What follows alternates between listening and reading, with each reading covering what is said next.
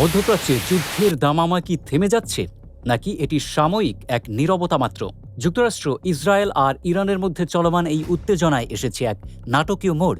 মার্কিন president Donald Trump ঘোষণা দিয়েছেন ইরানের ওপর পরিকল্পিত নতুন হামলা আপাতত স্থগিত। কারণ হিসেবে তিনি বলছেন একটি সম্ভাব্য চুক্তির মূল কাঠামো নিয়ে সমঝোতা হয়েছে। কিন্তু প্রশ্ন থেকেই যাচ্ছে, এই দাবির পেছনে বাস্তবতা কতটুকু? কারণ এখন পর্যন্ত এর সপক্ষে কোনো স্পষ্ট প্রমাণ সামনে আসেনি। গত কয়েক মাস ধরে চলা এই সংঘাত সম্প্রতি এক ভয়াবহ মোড় নেওয়ার আশঙ্কা তৈরি করেছিল। ওয়াশিংটন আর তেহরান একে অপরের জ্বালানি অবকাঠামোয় আঘাত হানার হুমকি দিয়ে যাচ্ছিল প্রতিনিয়ত। ঠিক এমন এক মুহূর্তে ট্রাম্প তার সামাজিক যোগাযোগ মাধ্যম ট্রুথ সোশ্যালে লেখেন, ইরান ও মধ্যপ্রাচ্যের একাধিক দেশ তাকে অনুরোধ করেছে হামলা থেকে বিরত থাকতে। তার ভাষায়, বিশ্বের ভবিষ্যতের কথা বিবেচনা করেই তিনি এই পরিকল্পনা বাতিল করেছেন। তবে শর্ত একটাই, দ্রুত একটি চুক্তি সম্পন্ন করতে হবে। তিনি এটাও দাবি করেন, ইসরায়েলও তার সঙ্গে এই অবস্থানে সমানভাবে সম্মত। কিন্তু তেহরানের প্রতিক্রিয়া সম্পূর্ণ ভিন্ন। ইরান এই দাবি একেবারে নাকচ করে দিয়েছে। দেশটির রাষ্ট্রীয় সংবাদ মাধ্যম সামরিক কর্মকর্তাদের বরাত দিয়ে জানিয়েছে, ট্রাম্পের এই বক্তব্য সম্পূর্ণ ভিত্তিহীন।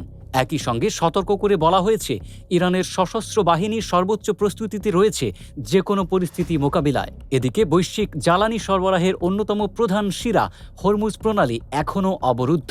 তাহলে ট্রাম্প ঠিক কোন চুক্তির কথা বলছেন? তার ভাষ্য অনুযায়ী এতে থাকবে দুটি মূল বিষয়: হরমুজ প্রণালী অবিলম্বে ও স্থায়ীভাবে খুলে দেওয়া, আর ইরানের পারমাণবিক কর্মসূচি থেকে তৈরি হওয়া হুমকির স্থায়ী অবসান। কিন্তু চুক্তির প্রকৃত শর্ত কি, কিংবা এর মধ্যস্থতায় কারা রয়েছে, তা এখনও ধোঁয়াশায় ঢাকা।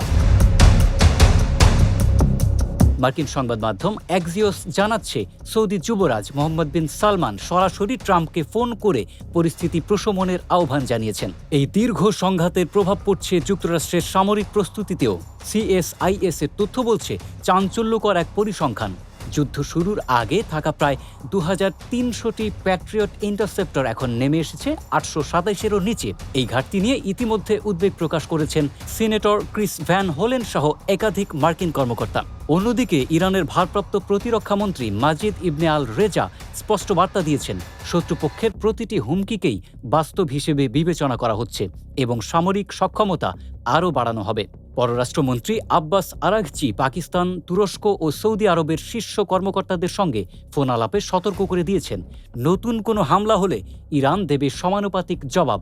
এমনকি ইরানের নিরাপত্তা ঘনিষ্ঠ সংবাদ মাধ্যম নূর নিউজ হুঁশিয়ারি দিয়েছে, জ্বালানি অবকাঠামোয় আঘাত এলে সৌদি আরব, আমিরাত, কাতার, এমনকি ইসরায়েলের তেল গ্যাস স্থাপনাও হবে লক্ষ্যবস্তু।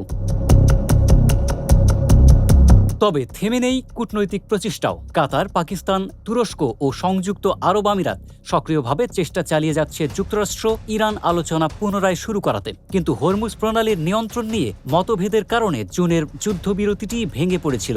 আর মনে রাখা দরকার, বিশ্বের প্রায় 20% তেল ও এলএনজি সরবরাহ চলে এই একটি প্রণালী দিয়েই। তাহলে সমাধান কি সত্যিই কাছাকাছি?